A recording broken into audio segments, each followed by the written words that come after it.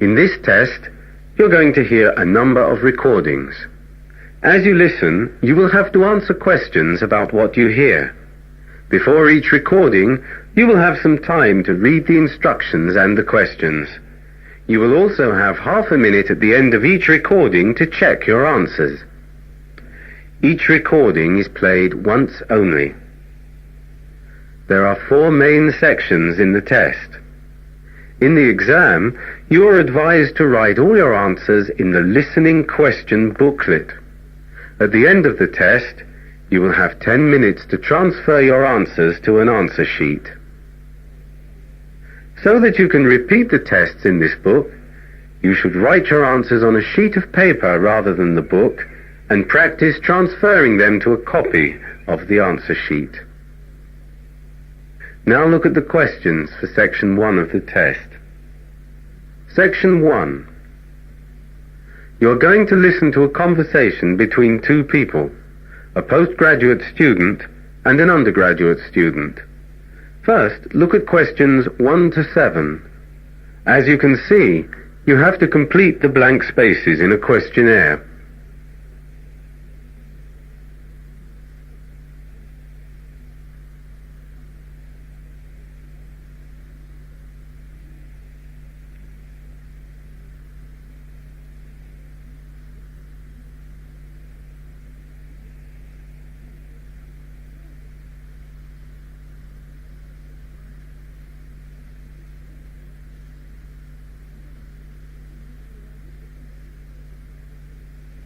You can see that there is an example in the book which has been completed. The part of the conversation which relates to this example will now be played for you. Hi, I'm a research student in the Social Sciences Department. Yes? Would you mind if I ask you a few questions to help me to complete this questionnaire? Well... Are you an undergraduate? Yes, I'm in my 2nd year. You can see that the student is in his 2nd year. So, second is the answer. Now the test will begin. Remember, you will hear the recording only once, so answer the questions as you listen. Now listen to the first part of the conversation and answer questions 1 to 7. Hi, I'm a research student in the Social Sciences Department. Yes? Would you mind if I ask you a few questions to help me to complete this questionnaire? Well... Are you an undergraduate? Yes, I'm in my 2nd year. Is this going to take long? Well, no, it shouldn't. Do you mind? No, not if it's quick. What time is it now? It's 10 to 11. I have a lecture at 11:15. Well, it shouldn't take more than 5 minutes. Oh, that's okay then. Right, off we go. You're in your 2nd year, right? Well, the questionnaire is anonymous, so I don't need your name, but I do need some other details. Okay. Which faculty are you in? Humanities. Oh, right. You're in the Hunter building. That's right. And what are you studying? Chinese and Oriental Studies. Chinese and Oriental Studies? All right. And what age are you? I've just turned 19. Do you live on the campus? Yeah, I'm in one of the students' flats, so I don't have to do much travelling. Okay. And which block are you in? Ben Bradder. How do you spell that? B-E-N for nobody, B again, R-A-D, A again, then G for grow, and H. Ben Bradder. What's that named after? It's a mountain in Ireland. All right. You're quite a bit out. It's on the edge of the campus, next to the sports complex.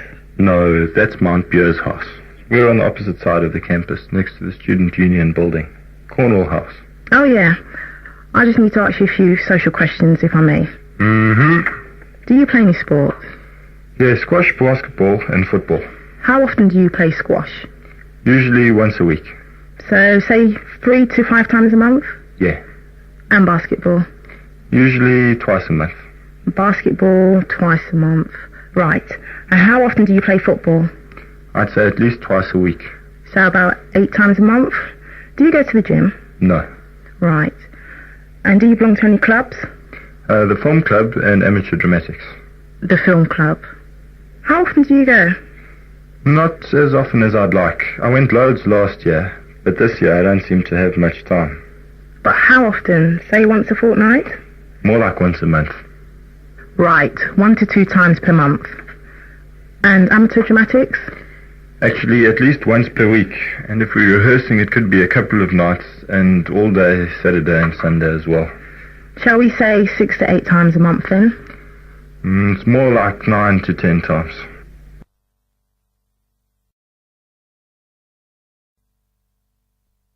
To listen to the next part of the conversation, look at questions 8 to 10.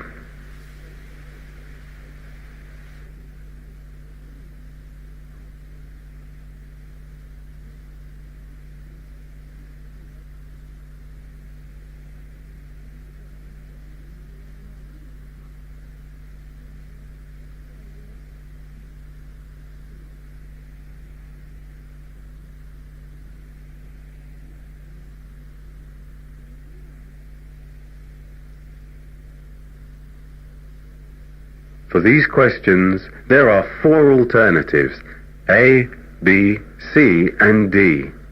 Decide which alternative is the most suitable answer about what you hear, and circle the appropriate letter. And how much do you spend on socialising per week? I don't know. Say 5%, 20%, 30% of your income? Oh, I suppose I must spend 25%. Is that typical of your friends as well? I think so. We stick to the university, so it's cheaper. And the sports facilities are cheap as well. And the bar, of course, is subsidised. And books. How much do you reckon you spend? Not more than 10%. I borrow most of the books from the library when I can get hold of them. Right. And what about accommodation and food? I'd say 50%. And what about the rest of your money? Well, it goes on small luxuries. Very small. What's this for, anyway? It's part of a study on the change in students' spending patterns as they progress from first year to postgraduate level. Oh, right. I wish you luck. Thanks. And thanks for your help. No problem. Ah, look at the time. I must get a move on. See ya. That is the end of section 1. You now have half a minute to check your answers.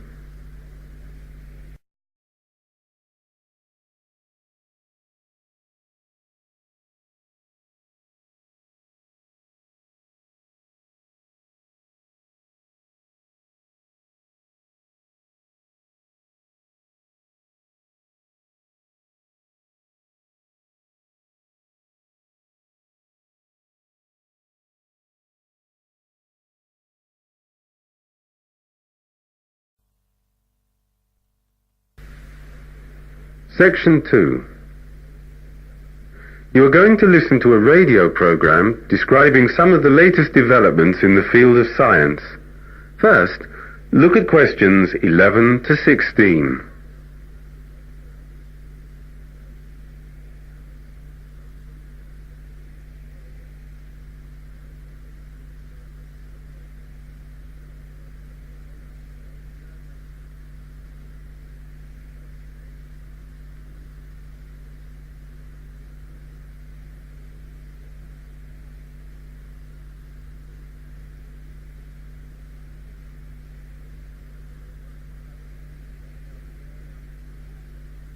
For these questions, complete the blank spaces.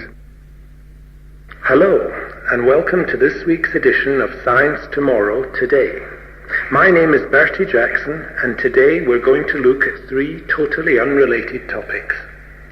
First, is it a hovercraft or is it a plane? The hover plane, a cross between a boat and a plane with elements of the hovercraft and catamaran, is under trial at the moment. The plane-like wings allow the craft to take off in a short distance, and a flexible skirt allows it to operate over water like a hovercraft, moving on a cushion of air. The greatest potential for this craft is as a ferry, travelling between 1 and 2 meters above the water at up to 250 kilometers per hour. Its advantages are those of safety and efficiency. Safety, as it avoids hitting floating or submerged debris, and efficiency, as it can travel at 5 times the speed, but at 1/5 of the fuel cost of a normal ferry. And plans are being drawn up for a large version, big enough to carry 150 passengers and freight for 2,000 kilometers at over 300 kilometers per hour. Since the hoverplane can carry a 50% greater payload than a similar-sized aircraft, but with a 30% lower fuel consumption, and it needs neither special ports nor runways, the craft should be an attractive economic proposition for operators and promises to be a popular ferry in the 21st century. Our second item is bad news for the criminal, but should provide a reassuringly secure communication system for the overworked policeman. At present, a criminal with a radio scanner can detect police presence in the area that he, or indeed she, is operating in. This is now about to change. A new computer-based system will soon replace most radio traffic with digital text messages. These messages will be imperceptible and will allow officers to cover more jobs as they pick up and answer text messages rather than waiting for an operator to spell out commands. What's more, if the initial trial is successful, the system may be upgraded so that even maps can be sent to police cars, allowing pursuits to be visually coordinated. Will this spell the end of the high-speed car chase?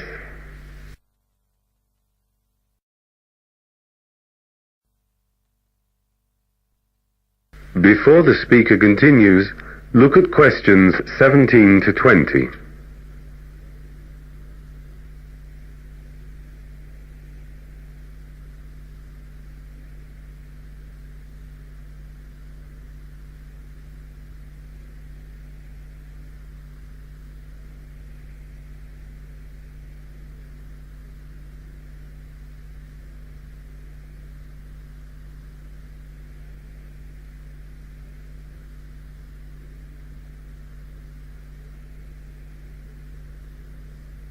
As you listen to the next part of the talk, complete the summary using no more than 2 words for each blank space.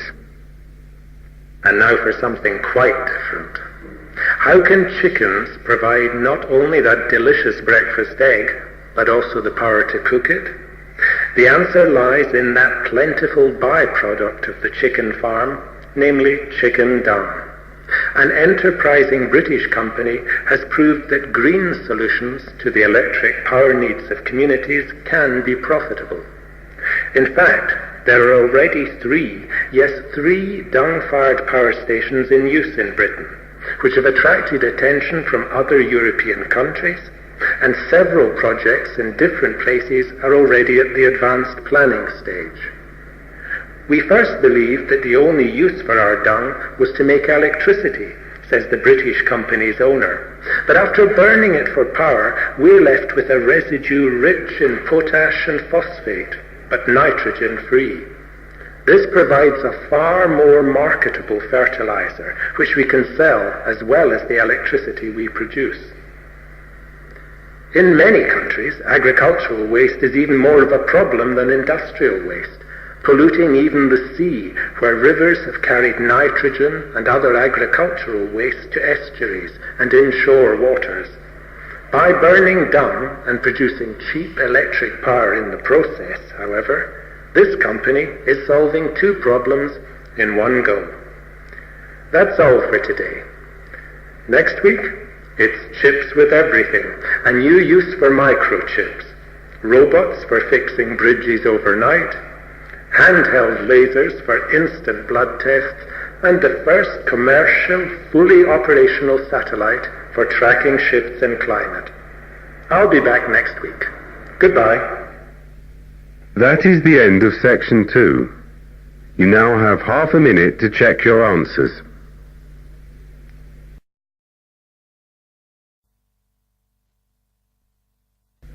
Section 3. You're going to hear a conversation between 3 students about a tutorial 2 of them have just had. First, look at questions 21 to 23.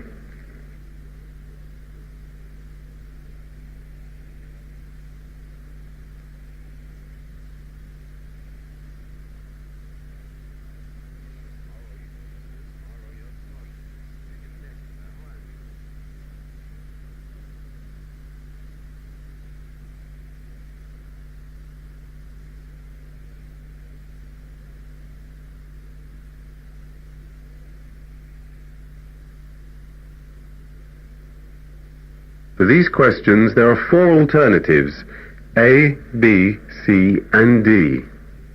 Decide which alternative is the most suitable answer about what you hear and circle the appropriate letter.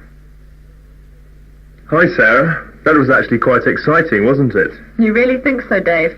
I'm completely worn out. If I have to take in another piece of information, my head's going to explode. It was good, though. I have to admit it was. And it was challenging. Challenging?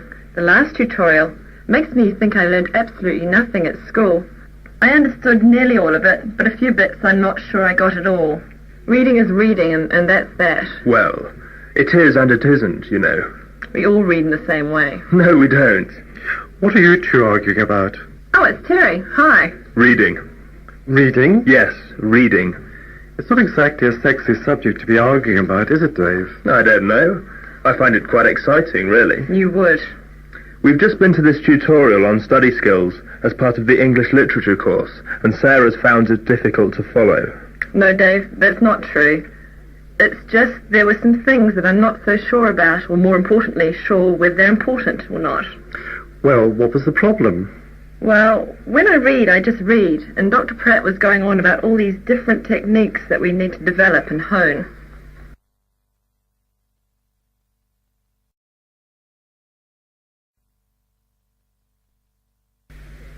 Before the speaker continue, look at questions 24 to 30.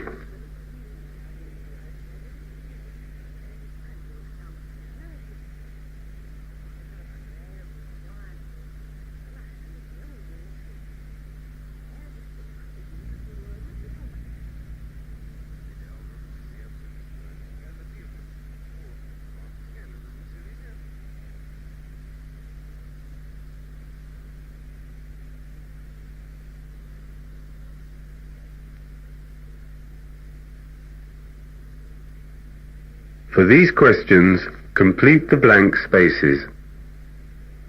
And how do you read them, Sarah? I just read as I said, like everyone else. I read each word as it comes. How many pages do you read in an hour? About 25, 30. And what about you, Dave?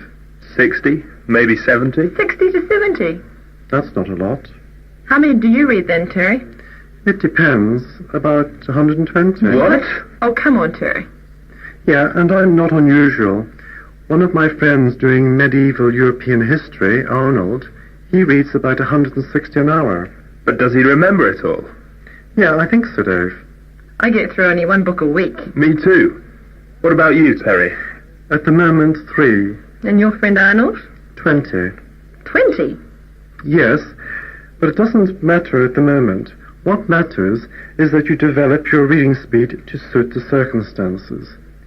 You could still stick to your reading speed of 25 pages an hour for leisure purposes, but double your reading speed for, say, reading journals or academic texts. If I'm scanning a text for specific information, I can just whiz through. Then, when I find what I want, I read through that particular part very slowly. With 40 to 50 or more books to get through in a term, you can't afford to read every word. Have you always read like that? No, it's only since I've been here. I find this all very depressing. How did you do it then? In the first week of term, in the first year, we had a tutorial on reading. From Dr. Pratt? Yes, and I felt so inadequate after the class. Well, what did he tell you? He just gave us a few basic strategies on reading, and then, over the last 2 years, he's been nurturing us so that we all now work very efficiently. So he's your tutor too. You can tell us then what he means when he talks about learning to read the content words only. Well, this is obviously just the first step. If you read every a, the, to, from, was, etc., it really slows you down. Yeah? But if you train your eye to look at the nouns, verbs, adverbs, and adjectives... Assuming you know what they are. Well, then the big words. Then you automatically increase your speed. Yeah, that makes sense. Right. I think I'm going off to the library to start. Thanks for the tutorial. Anytime. I'm off to the sports centre. By the way, what was your reading speed per hour when you first came here? 25. That is the end of section 3. You now have half a minute to check your answers.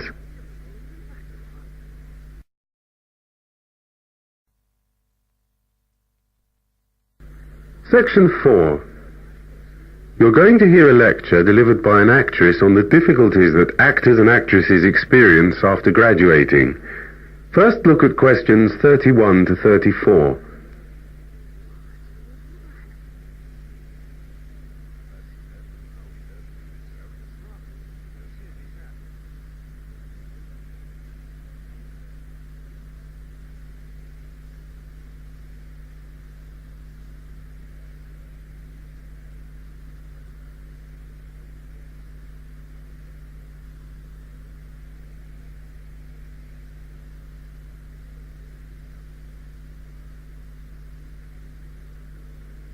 For these questions, there are 4 alternatives, A, B, C, and D. As you listen to the first part of the talk, decide which alternative is the most suitable answer for what you hear, and circle the appropriate letter. Good afternoon to you all again, and thanks for coming for the second lecture in the series, Drama After Graduating. For those of you who weren't here last week, my name is Jennifer Mackenzie Davis, and I'm one of those lucky ones, an actress with a job. I'm going to talk to you today about the difficulties actors and actresses face finding work. Not that any of you need reminding. It's a jungle out there, and you've got to be very hungry to survive. Are you hungry? Well, I'm afraid you're going to have to be, because if you aren't, you might as well pack your bags and forget all about acting as a career. And not just hungry, but also resolute in getting what you want. And of course persistent, not to mention gifted. Between 80 and 90% of you will be out of work at any one time. You are joining a group of people whose average time in employment is 12 weeks a year for men and 7 weeks for women. Why do we do it? We must be mad. And yet there are thousands more waiting to take our places if we fail. Now look at questions 35 to 40.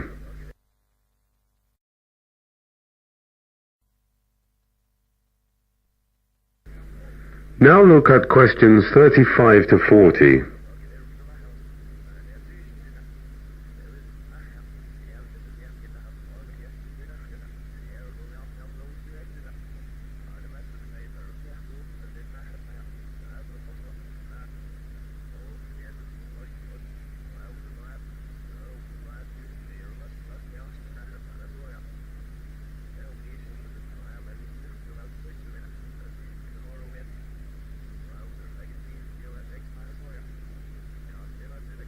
As you listen, complete the lecture notes in the spaces provided. Still hungry? Good, because this is where the interesting bit starts. Now we've got the stats out of the way. First of all, where do you look for work? Well, there's the Stage Door, the weekly newspaper which occasionally has a couple of decent jobs in it. And then there's the weekly list of jobs called TCR. But you need to subscribe to that with friends. It's very expensive, especially if you're out of work. About £25 for 5 weeks. Then there's your agent. You'll discover sooner or later that you need an agent if you want to have access to the best work available. But how do you get an agent? Well, unless you're really very lucky and get taken on by an agent who just likes the look of you, you have to get an agent to see you in a live performance. This could be a good part in a play which shows off your talents, or a film role, or just a show reel of you performing your best speeches. I must say, I don't really know which is harder, getting the part without an agent in the first place, or getting an agent interested enough to come and see you. In other words, a real catch-22 situation. A word of warning. They don't usually travel more than a few hundred yards from their office. They're supposed to be working for you, but they actually behave like it's the other way round. As for showreels, if you want them to look at yours, you really need to tie them to a chair and force them to watch. You may find it difficult to get work without an agent, but it will be well nigh impossible without an equity card. Fortunately, things have changed. In the past, drama school students leaving here in July had what was known as a registered graduate equity card. This gave you 2 years to get an equity contract for work. Not that easy without experience, an agent or a full equity card. But even when you got your first job paid at equity rates, you received only a provisional equity card. The union was quite strict about membership, but the alternative was much harder and less likely to result in success. This provisional card could become a full one only after 30 weeks of work. Without it, you could forget the West End Theatre's top tours and work in television. Now, however, things are a bit easier. After you finish from here, you automatically get your equity card. The downside of this is obviously that there are more people chasing the same number of jobs. But even before you start worrying about equity cards and your agent, you've got to establish yourself with photographs. Eye-catching and professional black and white photos, small postcard size for your publicity and CVs. There will be several sessions devoted to choosing the right photos that will show you off the way you are most likely to be cast. And also what to put in your CV and, more importantly with some of you, what not to include. So you see, it's not an easy road to fame and fortune. This has just been an introduction to the trials and tribulations of actors looking for work. Next week we'll make a start on CVs, but now it's time for a 10-minute tea break, followed by a question and answers session. That is the end of section 4. You now have half a minute to check your answers.